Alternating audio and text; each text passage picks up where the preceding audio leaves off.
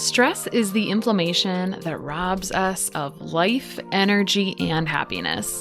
Our typical solutions for gut health and hormone balance have let a lot of us down. We're over-medicated and underserved. At The Less Stressed Life, we're a community of health-savvy women exploring solutions outside of our traditional Western medicine toolbox and training to raise the bar and change our stories. Each week, our hope is that you leave our sessions inspired to learn, grow, and share these stories to raise the bar in your life and home.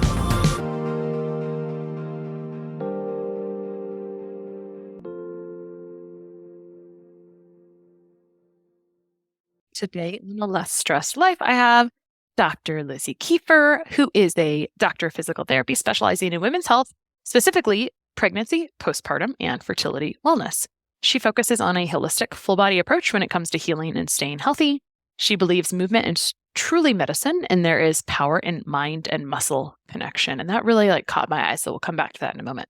When we can tune into our bodies, we find where the root cause is and have long-lasting results that don't rely on Band-Aids. Isn't that such a wonderful sentence right there?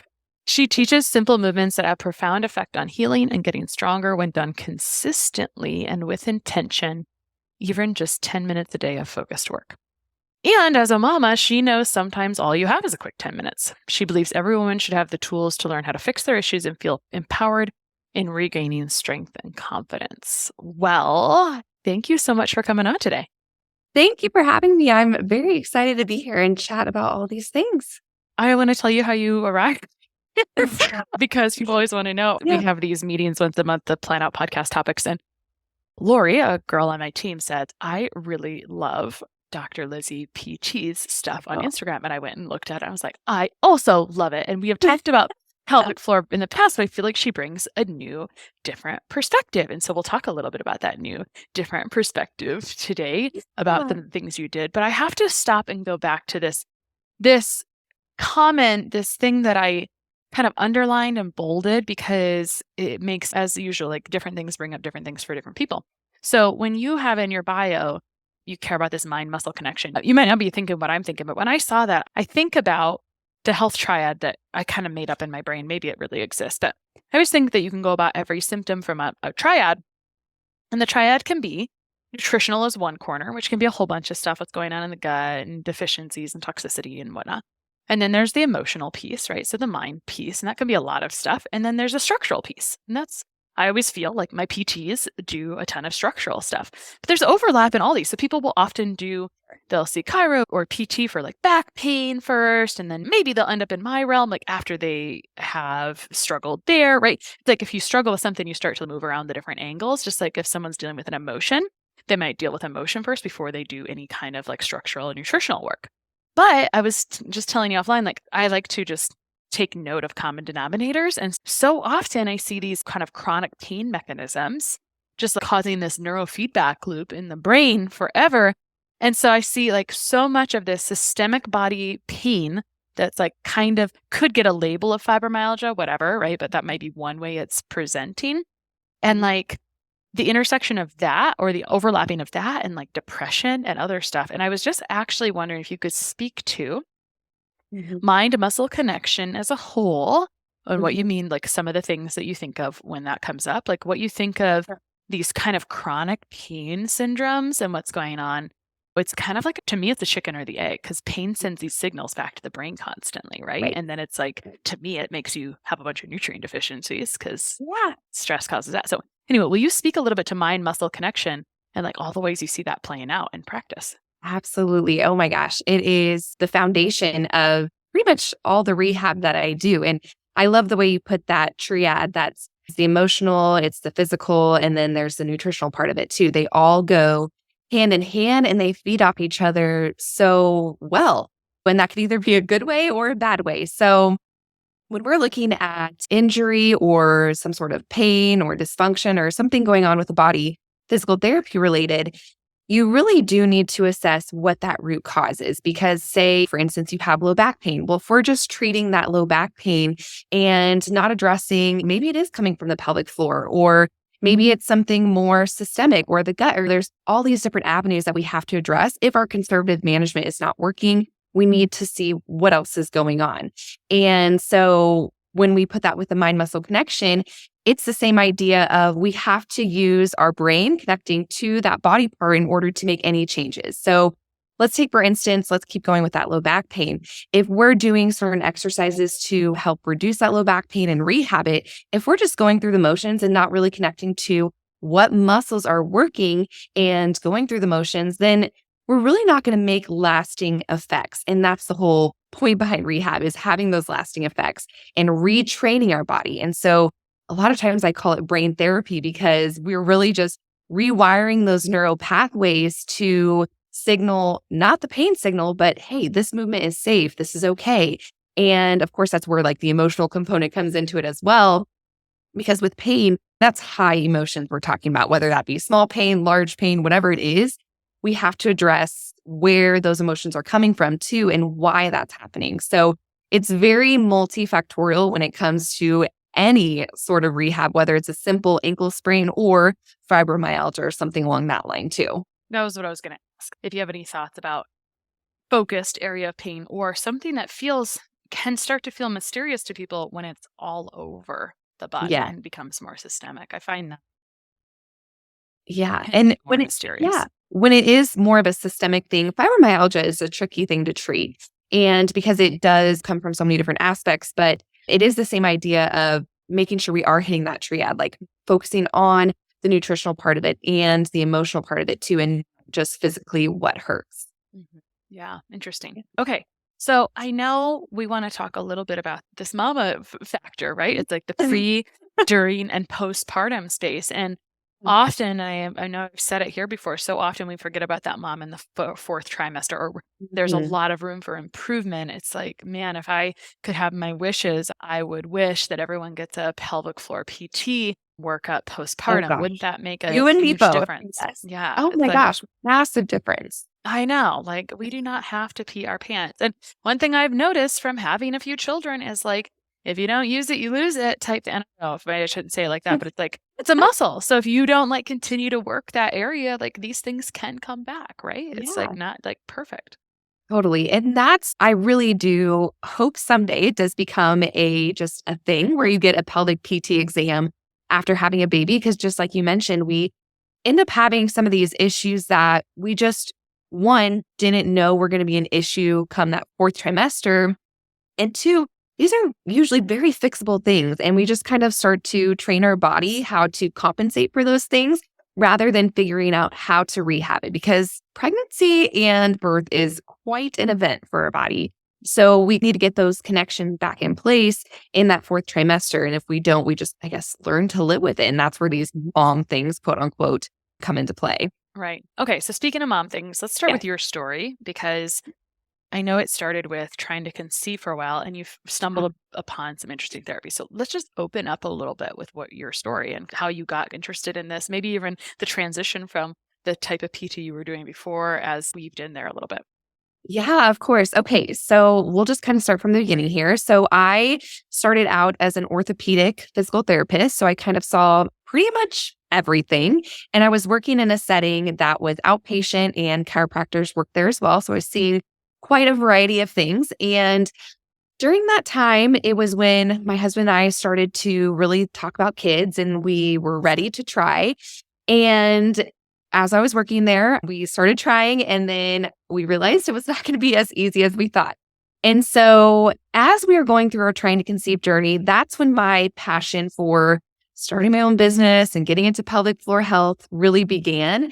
And so I have to credit some of our trying to conceive journey to that, because I wonder if would I have really gone down this path if I didn't have that waiting period of trying to conceive. So long story short, during the pandemic of 2020, I started my own business and dove headfirst into pelvic floor PT, postpartum pregnancy, all that kind of stuff. Of course, we're still trying to conceive at that point, but I just carried on with starting my business. And I really got into pelvic health because of just friends and family saying comments here and there of, like you mentioned, pee your pants, or just these issues postpartum that I'm like, you know what? PT can help with this, and I'm going to learn how to do this and really dive deep into it because I know that I can help others. So that's where my passion really stemmed with that. And so started my business with that. And then with the trying to conceive journey, this is where I really dove into functional medicine and getting to the root of the issue. I started out in the hospital setting of I got on Clomid and Provera to really get my period going and ovulation. Nothing worked. And our next step was to see a reproductive endocrinologist, so a fertility specialist. And it was a long wait to get in, which unfortunately that is usually the case. It's months and months to get into an RE. And so we put our name in and we ended up getting in a little bit sooner. And they told us that our first stop was to do IUI, so intrauterine insemination. And so we were on board with this, but I was still like, okay, something is going on with my cycle because it is super wonky. I'm still having 40 days, 30 days, 45 days. They were just kind of all over the place and ovulation was really hard to track. So we went ahead with IUI because at that point we'd been already trying for a year. And so went ahead with that. And I still continued to dive into the functional medicine aspect and saw a local functional medicine provider who started to do more testing on me. And during those time of the IUIs, I also started to do acupuncture and that sorts of kind of functional medicine type of thing. So we did 4 rounds of IUI with no luck. And within the mix of there, I did end up having 2 miscarriages, which were short, but still very impactful on our life and really hard because if you've been trying for so long, no matter how short that pregnancy was, you automatically see that light at the end of the tunnel and that hope. So those were really tough to go through. And so once we stopped with the IUI, we decided that was not working for us. And so the next step was to do IVF. And I just felt deep in my gut that that was not the answer for us. I just really felt that I could figure out what was going on with my body. There had to have been a different way. And so we put IVF on pause and said by the end of 2021, if we were not pregnant, then we would maybe start the IVF process. So I was kind of in a little more of a waiting period. And at that time is when I found Mercier Therapy. And I really just found it through, I believe it was an Instagram live. I heard somebody talking about it and I was like, what is this Mercier Therapy? I've never heard of it. It sounds exactly what I'm looking for, right up my alley. And so that I dove headfirst into that as well, did all my research on it. And I found that they were having a course for providers in a couple of months. And so I immediately emailed her and was like, I would love to get into the course. It was on a wait list.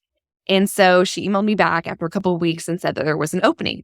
And so I got into the course and I had a full thought of, okay, I'm going to use this course. Hopefully I can get pregnant from it, but then also I can help others through fertility struggles.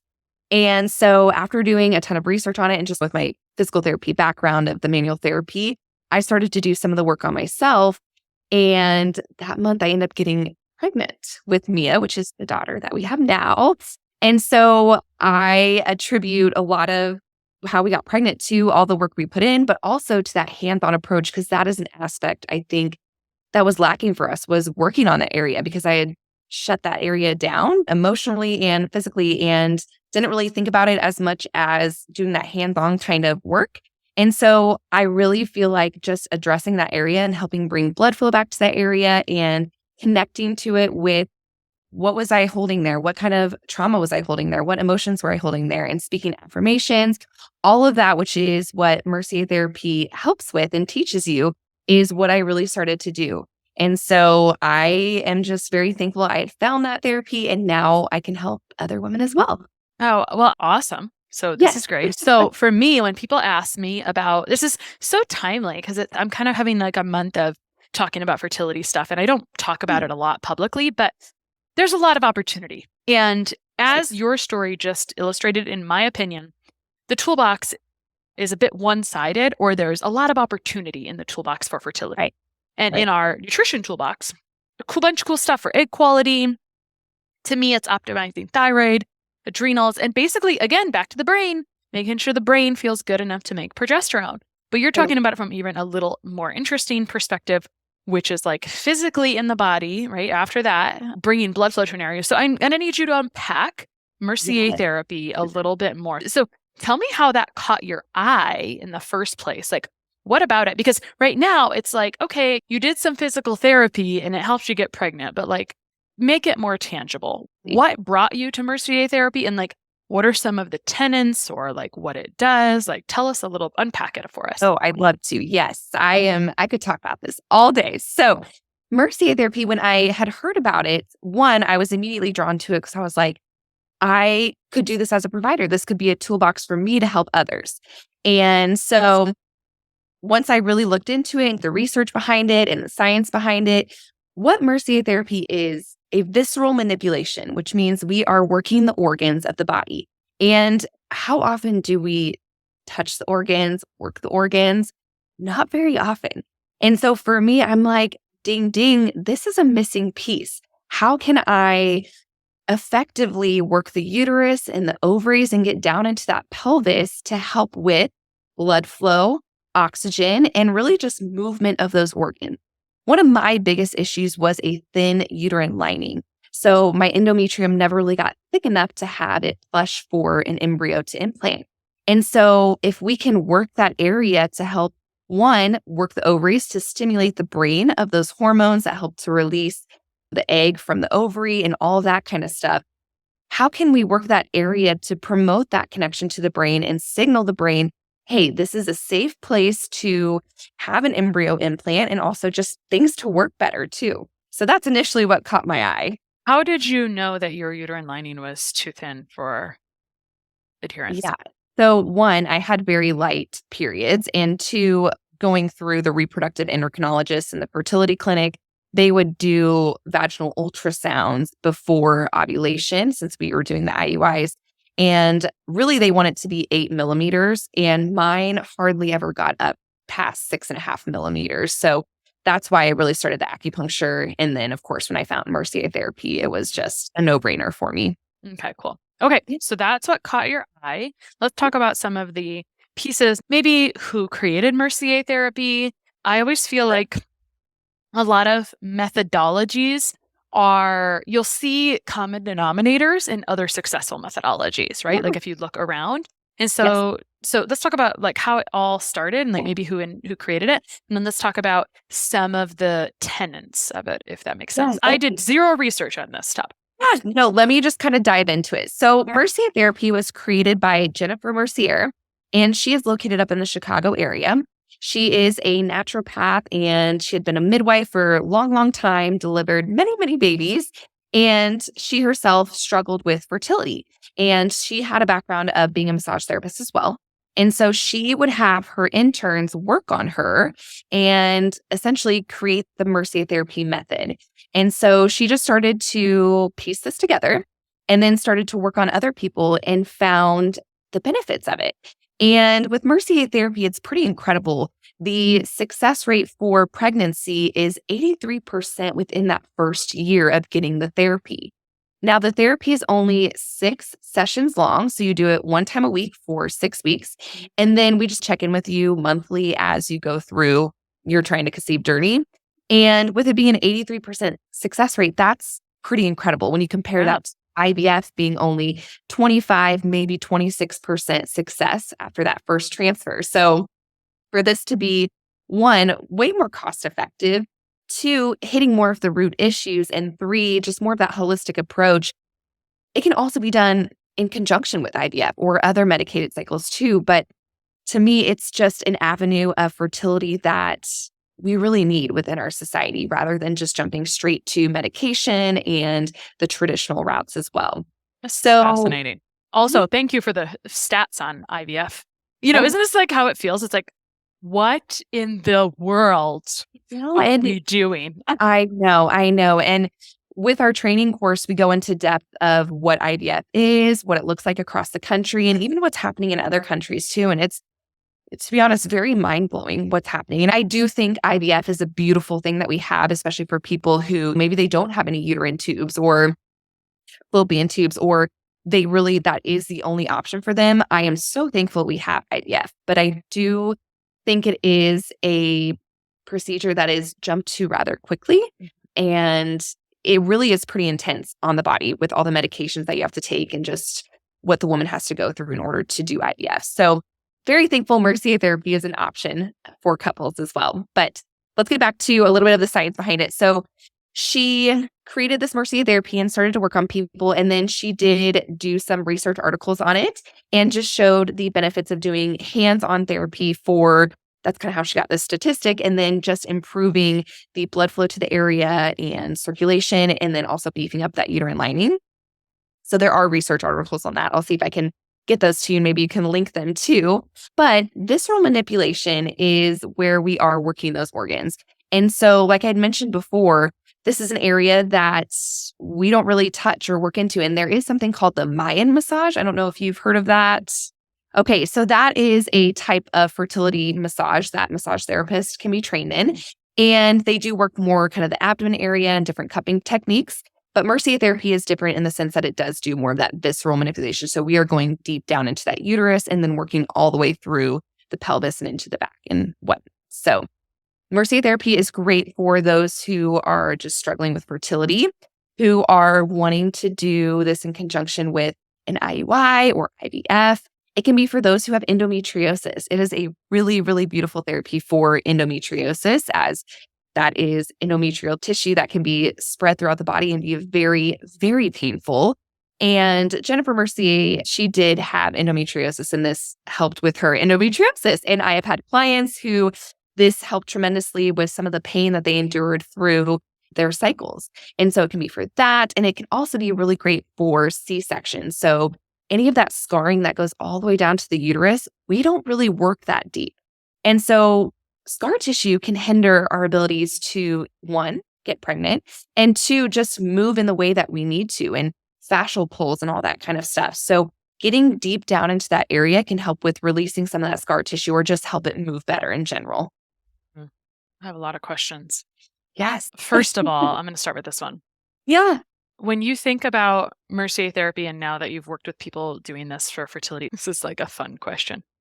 I wrote down, like, what are some of the weirdest things that you've seen? When you said scar tissue and like just stuff, I'm like, I think there's such bizarre things that can contribute to our imbalances or our inability to produce certain things. So anything stick out to you? I don't want to like feed into this too much of like any thoughts, because I'm like, well, like, let me give you one example. I find it very fascinating how much concussions impact the immune system and can impact like how people respond to foods. It's fascinating. When we talk about scar tissue and things, like, what are some weird things you've seen that are impairing people, like from having their body thinking everything is fine and it can do things the way it's supposed to? So I would say there were multiple situations that I have encountered with clients that it kind of like what we talked about, it goes back to that triad. So when we're working into the abdomen and into the uterus in that area, and they tell me their symptoms beforehand and just their whole subjective review, we really start to see pieces connect to other issues within the body, such as gut issues. That is a huge one for just pelvic floor issues in general, but also fertility too. And so the bloating that they have, whether it be around certain parts of their cycle or, just kind of all the time, we can really relate that to the gut and other things going on there. And as far as really interesting things, I would have to say, oh gosh, it's a tough one, because I don't know if I've had anything like way off the wall bizarre, but I have had clients who have done, well, I'll get to this one in a second, but one, the ovaries, the cysts on the ovaries that can get really large. I've had clients who, after we've done Mercier Therapy, they have reduced significantly, and they know this because they were doing the IUIs with it. And so they were getting those vaginal ultrasounds too, and all the ultrasound. And so I thought that was really, really interesting, that just that hands-on kind of technique really helped to decrease the cysts and the pain that they were experiencing in that area. Right. I just wonder, and when I think about cysts, I think about like they're undeveloped follicles. So like I always think about it as like, I think I can hormone, like can't quite get there. But then that cyst is kind of like leftover debris almost, right? Like it's not useful anymore. So it just kind of hangs out. So if you're doing something that supports drainage and elimination, so I think of this therapy probably really supporting lymphatics a lot. Exactly. Then it makes sense that it would really support it, where we are working on that lymphatic movement and drainage, because the lymph system also plays such a role in our overall health. And it is one of those things that I think people do start to catch on with the whole bouncing thing that is going on nowadays and the dry brushing and all of that for lymph health. I think it is starting to catch on a little bit more in how much the lymph system impacts our body and, of course, fertility as well. Right. But if you're being really manual and a little more intense, one thing I think that's fascinating and I'm a bit jealous of is that you have a very prescriptive time frame here. Like it's once a week for 6 weeks, which is nice. I think there's different ways people can do that, but it's like, it's really cool when you can say, this is what's normal, or here's what it takes to create that particular result. So I liked that part of it. So you said Jennifer Mercier was an ND, she was a midwife, she had a massage background. So that makes me think that more than physical therapists do Mercier Therapy probably, right? Yeah, this is interesting. True. Yes. And is this new-ish? Like she's deceased or like how No, long has this been around? She is still going strong with it and still teaching the course. I believe it's been around, I want to say 10 to 15 years. It's been going on. And I would say in the last probably 5 years, I think it has really caught fire, and which I think is amazing because I do think people are looking for more of those holistic approaches. Well, that's what happens. Yeah. That's what happens when your next option is like 20 to 30 grand. It's like, is there anything else? This seems a bit invasive, right? Exactly. You know, and that happens with a lot of conditions. It's like, really? This is the next option? Like a $3,000 drug every month? Like, really? Right. That's it? It's like, yeah, there's got to be more options. So that's kind of my mantra is like, probably an option. There's probably more options. And just, this is kind of off a little bit, but it's still in the same thing that we're talking about, but just in general of different dysfunctions that people are told they automatically need surgery for, or that those are the only options. I'm like, have we tried some hands-on therapy here? Have we addressed the mental component of what's going on? You know, there's so many avenues that I think our health system these days just doesn't necessarily have time for, and for all these different things that play a role in it all. But I just think there's such beauty and so much that can come from just putting some hands-on work on people and finding that root cause. I'm sure you could beat your head against a wall with the amount of people that have surgery over something that you could have helped them rehab. I'm sure, because this is what I get when I hang out with PT friends a lot. Like, there's so much overlap in how we feel about everything. Like, we have so many of the same issues in our profession. Totally. Okay. So the next question I was thinking about when you're talking about doing this very specific visual massage and therapy is if someone's not coming in to see someone in person and you're trying to teach this virtually, tell us about how easy or difficult that is. Because when I've had my massage therapist do any abdominal massage, I'm like, if I do that on myself, like I would not do as an effective job. Right. So what is your approach to that?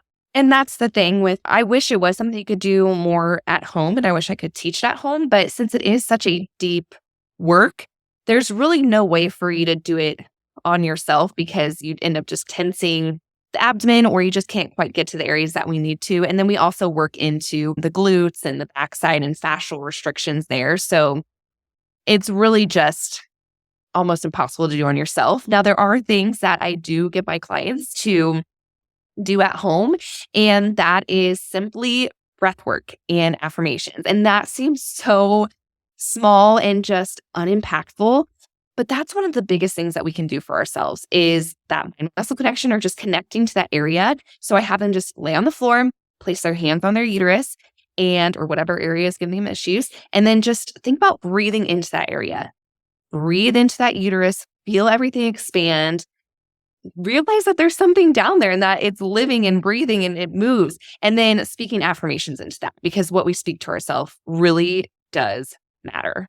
Oh, I spend a lot of time trying to make breathwork sound sexy, clients, because it's like, oh, this particular term, this is why like mind-muscle connection or for me, I don't see how, I like people to understand what's happening, right? Like I want them to understand how it all fits together, because then you can really appreciate it. But so often we assign a label to something, right? Yeah. And breathwork is just, it's one of those things that I really try to lightly and carefully with my clients, because I don't want them to think it is just breathing. We are stimulating that vagus nerve. We are trying to get that parasympathetic response of rest and digest, and decreasing that nervous system, deregulating the nervous system, because we're so hyped up we have such a stimulus world. And that goes with fertility or any other thing that we're talking about.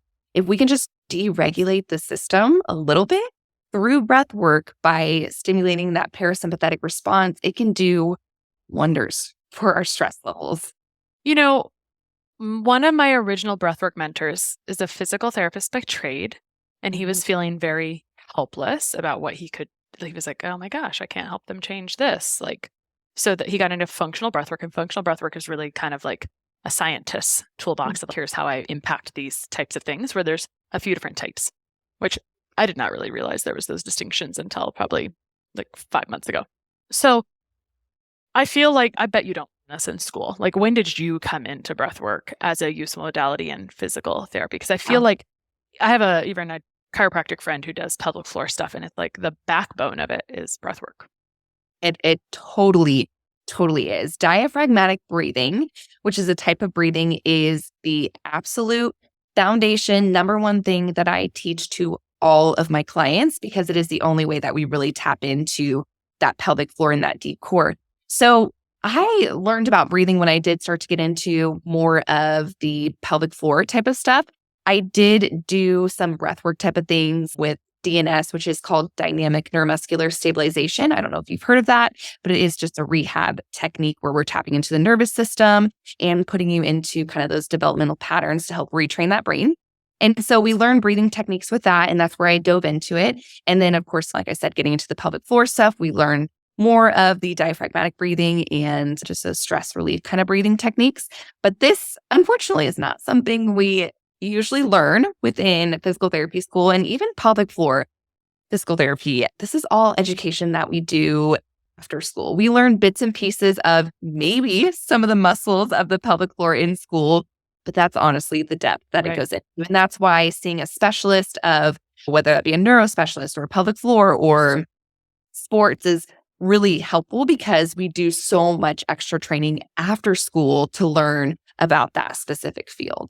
What I have found in PT that's similar to my profession is that I have met so many people who do pelvic floor work at this juncture, right? At this phase of life. But if you think you're going to find someone who specializes in pelvic floor, I'm under the impression if you do private practice PT, you're probably going to get a better experience than a large facility. And I think our opinion is, let me go to this large medical facility that's really renowned in my town, whereas actually they have more limited scopes of practice sometimes. Yeah. Or they're more used to doing like rehab stuff. It's kind of like in my profession, there's some really pigeonholed in a box type things that are really common and that insurance has covered. And in your case, I bet it's like post-surgery stuff, just a guess. But I'm sure that like the pigeonhole that you guys are in a big clinic or facility setting. And what I have learned for both of us is that we can do better work in these private practice settings because we can really do our own continuing ed. It's true. And I wish that wasn't the case, but insurance does run a lot of what physical therapists can do, or just what they'll, actually get paid for. Mm-hmm. And so being in a private practice, we can really spend one-on-one time. And I will say, there are, just like any field, there's a wide variety of ways to practice. And I would say if you're seeing a pelvic floor PT, really making sure that they're understanding it's a full body approach too. And they're not just doing the internal assessment and giving you some Kegels, because that is one type of practice of it. But the other practice is really that full body approach and connecting it to functional movement, connecting it to your breath, and really all the stuff that you do throughout your day. So I highly recommend finding somebody who has that kind of approach. And a lot of times it is within that private practice sector. Well, I bring it up because I think it's just important to know. Sometimes I might know a lot of people, but if you're listening to this and if you're kind of looking for someone you can work with in person, potentially, then there's just ways to find someone who might have that skill set, right? I know there's so much more we could chat about, but I'd like to save it for a subsequent, because I feel like there's like prepping for pregnancy and other things. And I just feel like this was such a good topic to like have standalone with Mercier Therapy. So to recap, it's a recent kind of development, or really a protocol created by someone who had these experiences and now teaches other people. But it's useful in not only fertility prep to bring blood flow to that area, to support lymphatics. It also can be useful in PCOS, which is super duper common, and in endometriosis pain, which is super duper common. Is there any other indications for it? So the only other one I can think of is post-surgical. So any sort of abdominal surgery or the C-section recovery. Yep. C-section, laparoscopy, anything to where they're getting into that area where we can work the scar tissue. That would be another indication for this kind of therapy. Oh, that's wonderful, because that's like, this is really a lot of people, right? Isn't that funny how that works? It's like, oh, this actually affects like so many darn people. It is, and that's why I'm so glad that it's out there and that it's helping so many people with it. Yeah, for sure. Okay, so some of the tenets are just bringing blood flow to that area. I don't know if breathwork is part of it, but really like a lot of visceral manipulation is kind of the real crux of it, right?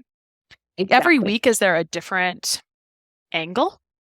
So we do the same therapy each week because it's basically building on each other. Oh, okay. And we'll address certain areas if it's feeling like a little more restricted, maybe on one side versus the other, as far as like the ovaries go or anything like that.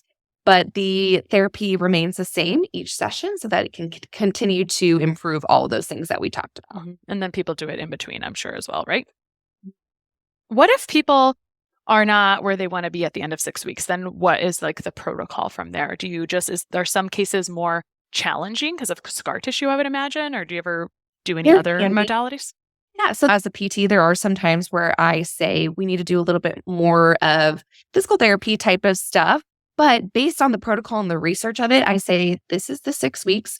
And really, we let your body just heal now. And we let it do its thing and process and give it that time to do what it needs to do in order to hopefully achieve pregnancy. If they are planning to do medicated cycle or IVF later down the road, we can always do 1 or 2 therapies of that Mercier Therapy session as they're approaching that. But really, it's just we do those 6 sessions and we let your body do its thing. And it's pretty incredible. Yeah. What are some of the results? Like, we all love stories. Tell us some fun stories. Yeah, let me just tell you a few because it's so exciting. So a lot of my clients who come in have been trying for quite some time, of course.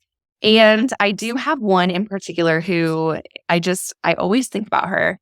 And she had gone through 2 years of trying to conceive and several IUI cycles and did have a late term miscarriage. And so she found Mercier Therapy, started to work with me. And after sessions, I believe it was probably 2 or 3 months after we finished, she got pregnant. And she actually got pregnant with twins. And twins do not run in her family. And it's not necessarily a side effect of Mercier Therapy to have twins, but she did get pregnant with twins after going through all of that stuff. And they are already here on Earthside and doing very well. And thinking of that too, I actually had another client who she did not go through any medicated cycles or anything, but she got pregnant with twins from Mercier Therapy and doesn't run in her family or anything like that. And yeah, and then the other one that I'll share is a gal who came to see me because she was doing embryo adoption, which is something I was not super familiar with. And so she wanted to have her best odds possible for having that happen. And so she did the Mercier Therapy prior to her IVF cycle, which she was doing in California. And she ended up, it all went well. And she has 2 healthy babies from embryo adoption. And it was just a really, really cool thing to be a part of. Just to get those pregnancy tests, text messages or emails is just the best thing in the world. Yeah, really validating in your life and career. Okay, so Lizzie, how can people find you online, or do you work with people virtually? So at this time, I am not working with people virtually. I do have a course coming out that is a postpartum pelvic floor rehab course. So that's a way that they can do virtual stuff with me if they want to. But my Instagram at Doc Lizzie DPT is a great way to just find information, free resources. I have a lot of freebies on there and just to kind of chit chat with me. Perfect. Well, thank you so much for coming on today. And I anticipate a future conversation for us. I would love that. I had such a good time. Thank you. Sharing and reviewing this podcast is the best way to help us succeed with our mission to help integrate the best of East and West and empower you to raise the bar on your health story. Just go to reviewthispodcast.com/less stressed life. That's reviewthispodcast.com/less stressed life. And you'll be taken directly to a page where you can insert your review and hit post.